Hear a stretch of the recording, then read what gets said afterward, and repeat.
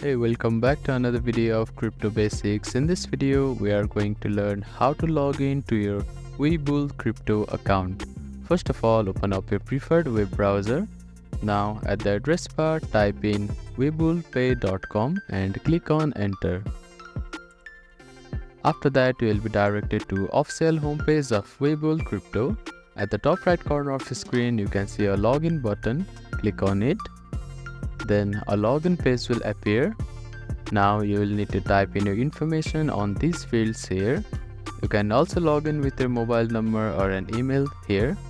If you want to log in with your phone number, click on this tab, and if you want to log in with your email address, click on this tab here.